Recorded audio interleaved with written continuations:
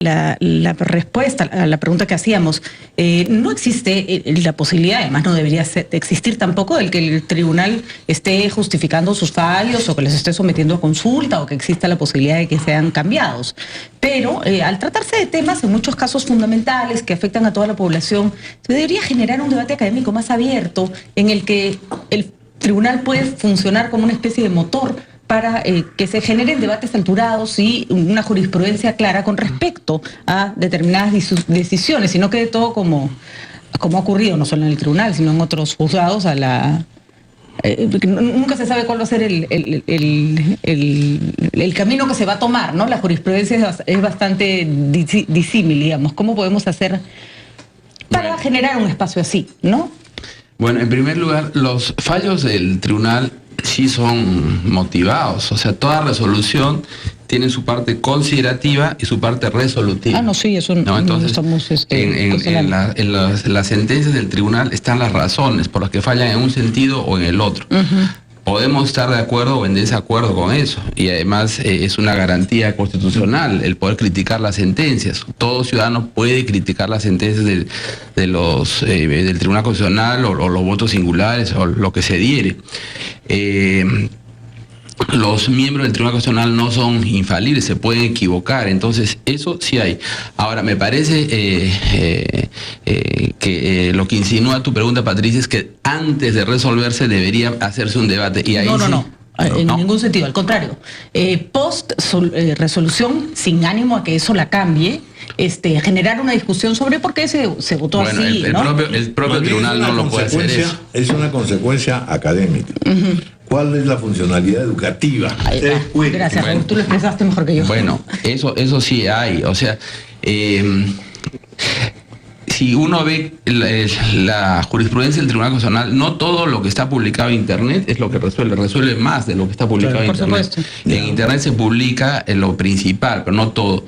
Y además hay unas publicaciones, por ejemplo, yo diría de corte académico, ¿no? Por ejemplo, hace poco el doctor Eto ha sacado unos volúmenes, creo que son 4 o 5 tomos, donde ha hecho una selección de lo que en Estados Unidos le llamarían los leading cases, o sea, los casos líderes, ¿no? Y ahí con una pequeña explicación, una breve sumilla, es un esfuerzo valioso, ¿no? Hay otros académicos, ¿no? El señor Omar Sar, por ejemplo, también le hace una página web sobre eso, o sea que sí hay un seguimiento de la jurisprudencia del Tribunal Constitucional en las universidades y en el propio tribunal. Doctor, hay magistrados que han hecho eso. Sí. Eso es lo que funciona y eso es lo que está bien y eso es lo que hay que rescatar. Pero hay críticas al Tribunal Constitucional y de pronto podría generarse, más que una autocrítica, una posibilidad de revisar hasta dónde van las funciones del Tribunal Constitucional, porque ha colisionado, para bien, para mal, con razón o sin ella, no lo sabemos o no lo tenemos muy claro, pero ha colisionado con el Poder Judicial, ha colisionado ahora último con el Consejo Nacional de la Magistratura, con el Congreso de la República. ¿Hasta dónde puede llegar el Tribunal Constitucional con sus fallos? Porque ya casi como que se había convertido, por ejemplo, en una instancia más del Poder Judicial. Un litigante que llegaba ya no hasta la Corte Suprema decía, y luego nos vamos al Tribunal Constitucional, por ejemplo. Sí, efectivamente ha habido ese fenómeno, y no solamente en el Perú, ¿no? Es un fenómeno internacional. En otros países que también se da, que algunos académicos la han llamado la constitucionalización del derecho. Sí. Eso significa que ya no hay, por ejemplo, derecho de familia, sino derecho constitucional de familia. Ya no hay derecho tributario, sino derecho constitucional tributario. O sea que todo se lleva a la vía constitucional, ¿no? Ahora, yo sí creo que eso es algo malo y que el principal responsable de eso es el propio tribunal al abrir mucho, digamos, al admitir muchos casos, ¿no? Entonces, yo sí soy partidario y eso lo llevaré, pues, seguramente, Carlos también estará de acuerdo, ese tema, ponerlo sobre la mesa en la primera oportunidad que se presente para ver cómo podemos frenar ese fenómeno. ¿Y sus relaciones con otras instituciones? Por supuesto, se tiene y se debe respetar los fueros, ¿no?, de las demás instituciones, porque el Tribunal Constitucional no es la única institución que está en la, puesta en la Constitución. Hay hay los poderes del Estado con sus respectivas funciones que hay que respetar con mucho cuidado, ¿no?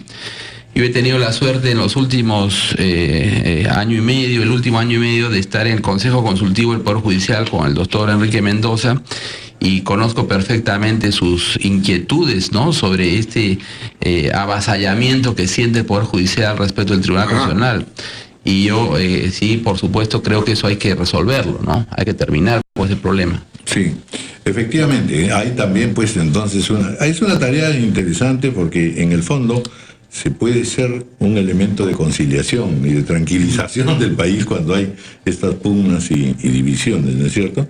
Eso por un lado. También hay la tarea didáctica que ya hemos mencionado, y finalmente, en verdad, la otra es de enorme responsabilidad, porque es de alguna manera no enmendarle la plana a las instituciones, sino de alguna manera destacar aquellas instituciones que sí están caminando bien y cuya legislación y cuyas acciones son buenas. En otras palabras, así como se puede poner, digamos, objeciones a tal o cual medida constitucional o que linda con la Constitución, igual se puede felicitar también. También se puede señalar que hay pasos muy positivos, ¿o no?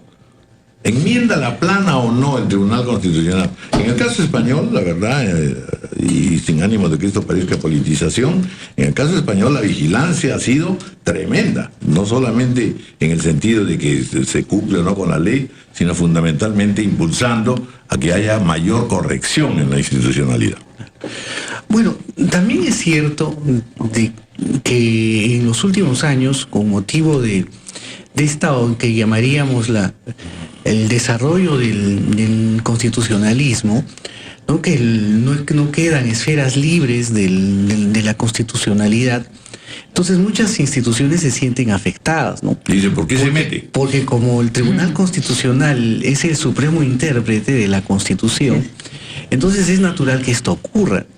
Esto incluso tiene también una explicación: la defensa de los fueros.